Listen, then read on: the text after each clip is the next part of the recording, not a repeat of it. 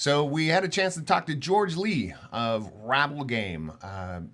Rabble Game, somebody we met, that was a while ago now, a couple years? Yeah. I think so. But Rabble Game, classic, one of our most fun games that we use their cards to play a lot of different things. Always fun to chat with George. They have some newer games out to play. The brand new one is Outlandish, which we haven't had a chance to play, but oh my gosh, the cards are super funny. Yes. Yeah, they should. And we have tried this one, Mini Moments for Couples. Yes. We've played it on our live stream. It's really fun. Just little kind of stuff you can do with your partner. And yeah, we just had a really good time. George showed me a new game. George did show you a new game. Look out for that. We are going to release that video after a while. But yeah, have fun and enjoy the interview. Enjoy. Shout out! Woo! Well, we're here again, round 2 at Rabble Game. We're here with George again this year at PAX Unplugged in Philadelphia. And we have a new little round of questions to ask. Let's find out a little bit more about George. So, George, what game do you really want to try out but just haven't had the chance to do yet? I've been meaning to play Root for like the longest time. Like I feel like it's like, I mean, obviously the artwork is amazing, but just the idea of like asymmetric, it's cute but also very combative. Like seems super fun. But just for whatever reason, I've just never had the group or just never had the opportunity to play it. So that's on my list. Yeah, we're big advocates of making time to do stuff is the most difficult thing. Okay, what 2 games do you feel everyone should play? That's a good one. So I love Pandemic. I think that's like a game I love because I think for a lot of people, when you think of games, you think of super competitive games. So I think Pandemic is a lot of fun because it's kind of like introduction to like a cooperative game, right? Like most people don't know what it is until you play it and you're like, oh wow, this is a lot of fun. I love this. So I love Pandemic. So that's number 1. The other game that I think is hard. I'm definitely a big fan of like Just One, so I think that's a great game. Just One, so just one word. Yeah. Obviously, classic party game. I just think I also, as you can see, I like cooperative games. I'm like biased. I think that one's really great because it's just so stupidly brilliant in terms of how simple it is. So it's kind of like, and it's also just like a lot of fun. And you can teach it to someone in 30 seconds. So that also makes it really accessible. We really, no joke, when we have people over the house, there's probably like 2 or 3 games that are always on the table. Rabble, your OG game, is always.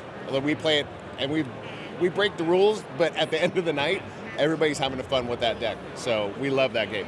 All right, here's a good one for you. When you're mad, George, what cartoon character do you become? What I'm mad, which one cartoon character do I become? That's a tough one. I don't know, this is a good answer. Maybe Eeyore, I guess. Because I feel like when I get mad, I get very sad. I'm like, oh my god, like this is terrible. Life is over. I get very depressed. I don't know if I get like physically angry. I just feel like I get more like sad, you know. And I'm like, well, the world is so dark. So I like that one. I like that one because some days I'm like that. Most of the time, I've been called Yosemite Sam. Okay. I'm just shooting guns in the air, like, oh, I'm just mad. Yeah. So okay, in the last year or so, what was your favorite pinch me moment? Ooh. Wow. Which one? In the last... You had a lot. No, we had some... So, I mean... So, it was pretty funny. So, last year we did like a local convention in New York called Anime NYC, right? And I got randomly interviewed or something like that, but I didn't know who it was. But I just did an interview, right? Later on, it was basically, I found out it was actually the host of the local news segment for ABC.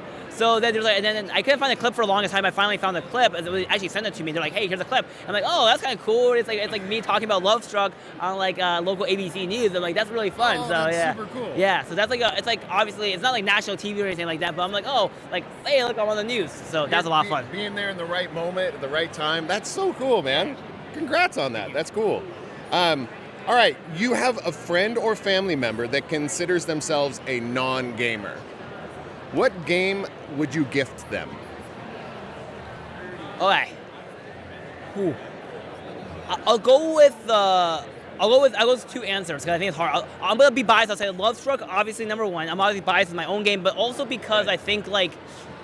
I think when people think of board games, a lot of times you think of something dark and gloomy and a lot like very serious. But I think Love Struck can show that like, hey, you can have a lot of like interesting game mechanics, but at the same time be very different, and bright and colorful. So I think my biased and selfish answer is probably Love Struck.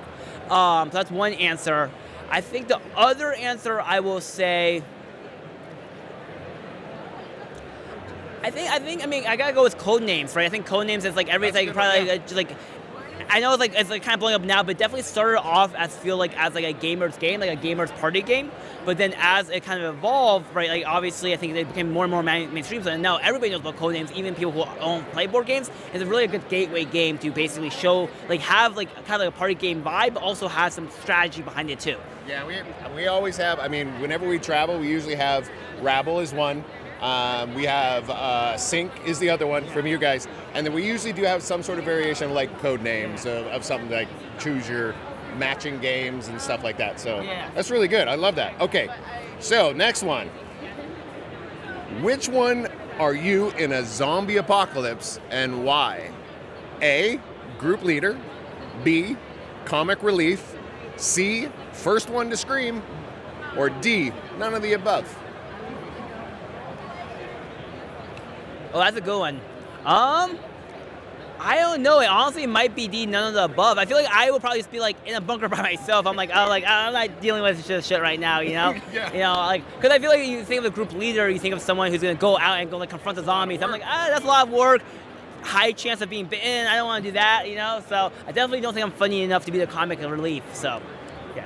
So, hunker down. Yeah. Get in there. Just stay safe. Yeah.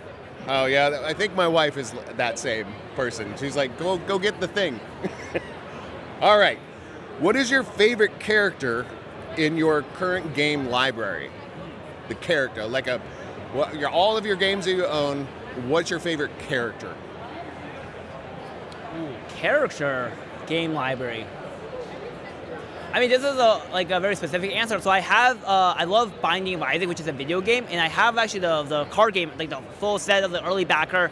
So I have to say that because I love their characters, because I love the video game already, and it translates so well to like a board game or a card game. So I think I have to go with that. What was the name of the game? The video game is called Binding of Isaac. The game is also called Binding of Isaac, and the character is Isaac. I'll have to check that out. Yeah. Check out Isaac from that. Because I don't know that one. I don't know that title. All right. So the tabletop industry, the game industry goes completely away. It's gone. There's no such thing. What job would you never go back to? Ooh. So I did social media for a little bit. And I don't mind social media, and I don't think it's for me. Because I don't really check my phone that much, unfortunately. So I feel like when you use social media, you really have to be on your phone all the time. Yeah. So, which is fine. I get it. It's an important job, right? And it's really valuable to getting the word out about games. It's just not for me personally. So I think that's probably why I would not be doing it. Anything but that. Yeah. Right? All right. Couple more questions. We're almost to the end here. This is a big one, though, George. If you had a fan club, what would they call themselves? Oh, a fan club for me? Yeah, what would they consider the big George Lee's fans? Maybe the Georgios? I don't know. I feel like George is not a good name Georgios? to basically to have multiple names. Georgios. Yeah. I don't know if we have a good I don't think it doesn't pluralize well. What can I say? Georgios is good. Yeah. All right. Last question is kind of a two-parter. How do you feel is the best way to support others in the tabletop industry? And how can others support you?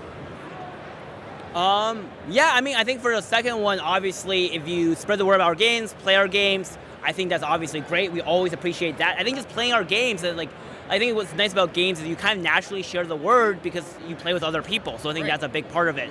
In terms of supporting others, I mean, I think about this a lot. I do run a lot of like local playtest events for other up-and-coming board game designers, and I think just giving them the space, being able to play other people's games, and having a space where people can play, like share, test each other's games. That's always the hardest part of making a physical game. It's like finding people to actually play your game and like make it better. So I think that's probably what I would say. That's really good. That's really good because we do some similar things in the Sacramento area, and we just want to say thank you so much, George, for putting this stuff into the world, because I don't think there's not a copy of anything that we don't own currently or play.